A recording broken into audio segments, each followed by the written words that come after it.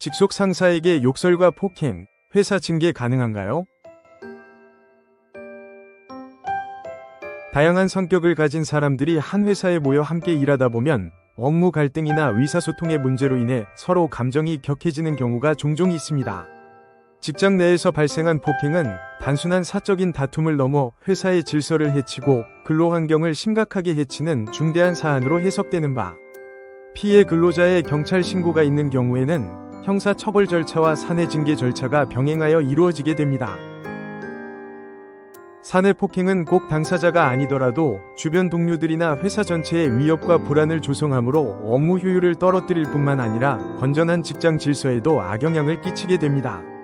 이와 관련하여 판례는 대규모 제조업체인 회사의 경영 질서 유지를 위하여 무엇보다도 회사 내에서의 사원들의 엄격한 근무기간 확립이 요구될 것임에 비추어 이러한 회사 근무 질서를 저해하는 사원들의 폭력행위 등에 대하여 이를 징계예고 대상으로 삼을 수 있다고 정한 단체협약 등의 징계 규정은 유효하다고 보고 있습니다. 그러나 단순히 폭행이 있었다는 사실만으로는 부족하며 사업장의 규모, 근로자의 폭력행위가 정확히 어디에서 누구를 대상으로 발생한 것인지, 폭행의 동기 및 경위, 피해 정도, 사후 조치, 당사자의 반성 여부, 기존의 관련 징계 전력, 조직 내 파급력 등 여러 사정들을 등을 종합적으로 고려하여 징계 양정을 결정하여야 합니다. 사용자는 단체협약상의 사내 폭행 금지와 관련한 규율을 바탕으로 직속 상사를 폭행한 소속 근로자를 징계예고하였는데요. 이에 해당 근로자는 오히려 자신이 상사로부터 폭행을 당했다고 주장하면서 부당해고 구제 신청을 제기하였습니다. 이에 노동위원회는 징계 사유가 인정되고 그 비위행위의 정도에 비하여 징계 양정이 과하다고 보기 어려우며 징계 절차에 하자가 없어 해고가 정당하다고 판정한 사례가 있었습니다. 구체적인 판단 근거는 다음과 같습니다. 징계 사유의 존재 여부. 첫 번째, 근로자는 부장에 대한 폭행이 있기 전 폭언하였던 사실도 확인되는 점. 두 번째, 2023년 6월 2일 당시 폭행 사건 상황에 대하여 근로자는 진술을 번복하는 반면 사용자의 주장은 현장 사진 등과 부합하는 점. 세 번째, 폭행 사건 직후 부장은 즉시 사내 보고와 경찰 신고를 하였으나 근로자는 별다른 조치를 하지 않은 점.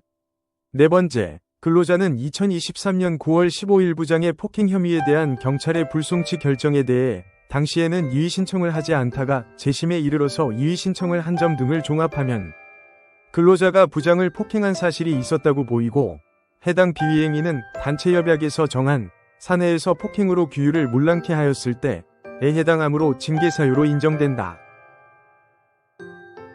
징계 양정의 적정성 여부. 첫 번째, 근로자는 자신의 부서장을 폭행한 점. 두 번째, 회사의 절차를 무시하고 물을 끼얹고 안전모로 부장을 위협하는 등의 폭행을 하였고 이를 단순 과실로 볼 사정이 없는 점.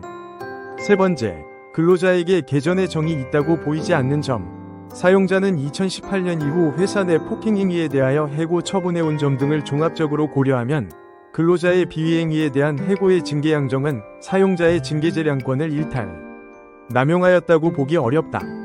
징계 절차의 적법성 여부. 사용자가 근로자에게 해고 전 소명의 기회를 부여하였으며 근로자에게 징계 결과를 서면으로 통보하는 등 징계 절차에 하자가 없다.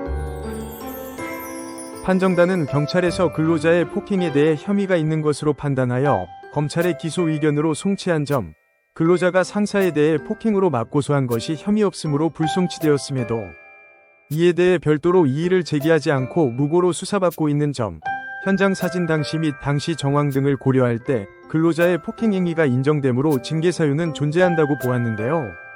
근로자의 폭행 행위가 폭언 등을 반복하다 이루어졌고 그 방법 또한 우발적인 것으로 보기 어려운 점, 생산 업무를 수행하는 회사가 관리자의 역할 및 이를 바탕으로 하는 권위의 중요성을 강조하며 최근 상사에 대한 폭력 행위를 엄중히 다뤄온 점 등을 바탕으로 해고의 징계 양정은 적정하다고 판정하였습니다. 근로자의 재심 신청으로 이루어진 중노위의 판정에서도 앞선 초심은 그대로 유지된 바 근로자에게 징계 사유가 존재한다고 판단하였으며 징계 예고는 정당하다고 판정하였습니다. 노무법인 로엔이 함께하겠습니다.